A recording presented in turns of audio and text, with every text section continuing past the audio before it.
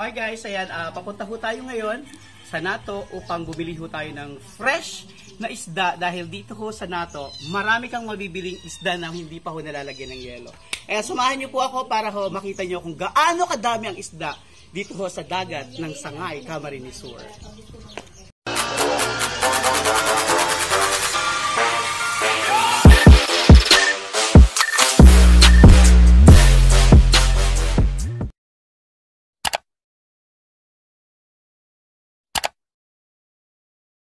Hi guys! Welcome! Nandito ho tayo sa wharf ng Nato na kung saan matutunghayan ho natin, makikita ho natin sa sobrang daming huli ng isda. Ganon kayaman ho ang dagat ng Nato Sangay, Camarines Sur. Guys, makikita ho natin sa likod ko, ang daming tao na nag-aantay sa sobrang daming isdang nahuli ho. Nakita ho natin kanina, banye-banyera ho. Hindi lang ho isa, hindi lang dalawa, hindi 10, hindi 15, hindi 20, 30 mahigit, aabot pa ho ng 40 banyera. Ang isdang nahuli nila ngayong araw. Ayan guys, samahan nyo ako, tingnan ho natin sila.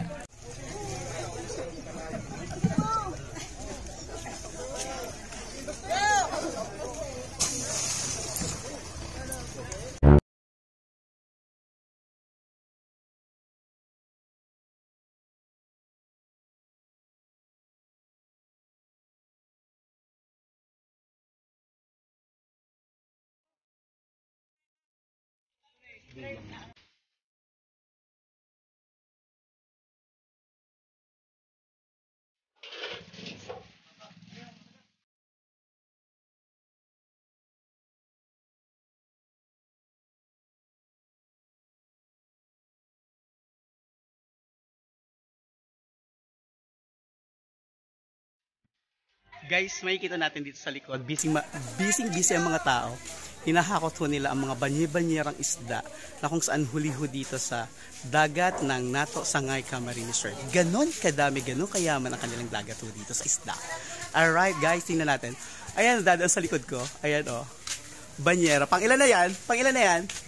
35. Pang 35. Ayan. See? 35 na banyera. Guys, samahan nyo ako ha. Nandun yung stock nila.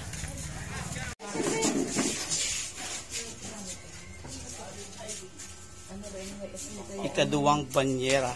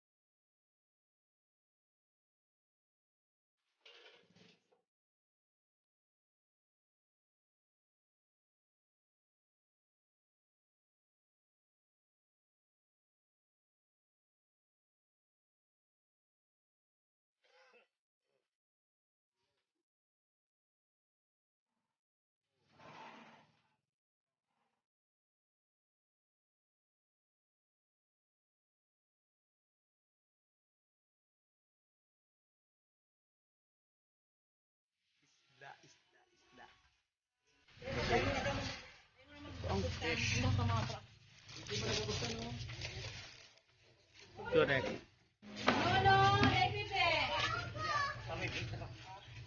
Sarong banyera. Fresh na fresh pa oh. Ito ang isdang kuwaw. Tawag sa Bicol. I don't know kung ano to sa Tagalog. So guys, ayan, masarap to paksiw. Bagong huli mula sa karagatan ng Nato Sangay, Camarines Sur.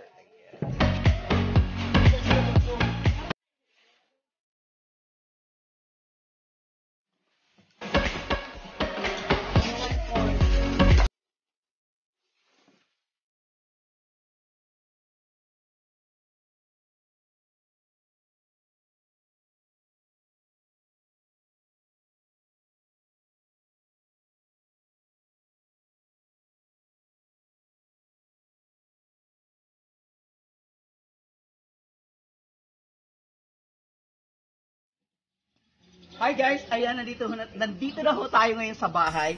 Ito, 3 kilong isda na hindi pa ho nalagyan ng yelo. Ayan, galing bagong huli. At ito naman ay 3 kilo din na isdang ibang klase naman ho ito ng isda na parehong hindi pa ho nalagyan ng ice. So, ganun ho kasarap, ganun kasimple ang buhay ho dito sa probinsya. Sa susunod na vlog ho natin guys, ibang buhay probinsya naman ang inyong matutunghayan. So once again, ito po si Daddy Jake TV, si Daddy Jake ng Bayan. Thank you so much for watching. Bye-bye!